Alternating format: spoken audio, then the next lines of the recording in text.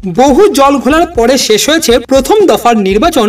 Vote শুরুর আগেই কোচবিহারের মাথাভাঙায় কর্তব্যরত কেন্দ্রীয় বাহিনীর জওয়ানের মৃত্যুর খবরে শোরগোল পড়ে গিয়েছিল, কিন্তু এরপর এলো আরো বড় দুঃসংবাদ।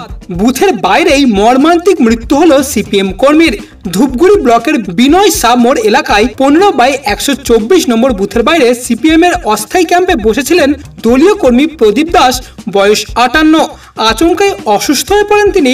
দ্রুত তাকে দলের কর্মীরা হাসপাতালে নিয়ে যান, কিন্তু শেষ রক্ষার করা যায়নি। হাসপাতালে নিয়ে আসার পরেই চিকিৎসকেরা তাকে মৃত বলে ঘোষণা করেন। হাসপাতালে কান্নায় ভেঙে পড়েছেন কর্মীরা। তবে তার শারীরিক অসুস্থতা ছিল নাকি অন্য কোনো কারণ, তা খতিয়ে দেখছেন দলের কর্মীরা। অন্যদিকে আবার আজই মুর্শিদাবাদ জেলায় মমতা বন্দ্যোপাধ্যায় দুইটি সভা করেন। প্রথম সভাটি তিনি করেন মুর্শিদাবাদ লোকসভা কেন্দ্রের তৃণমূল প্রার্থী আবু তাহের খানের সমর্থনে। সেই সভা থেকেই মমতা বন্দ্যোপাধ্যায় সরব হন কেন্দ্রীয় বাহিনীর ব্যবহার নিয়ে। মমতা বন্দ্যোপাধ্যায় বলেন, উত্তরবঙ্গের ভোটে দুষ্টুমি হচ্ছে, আমি খবর পাচ্ছি। কেন্দ্রীয় বাহিনীকে আমি ভালোবাসি, আমি ওদের বিরুদ্ধে নই, কিন্তু বিজেপি ওদের পার্টি ক্যাডার হিসেবে ব্যবহার করছে।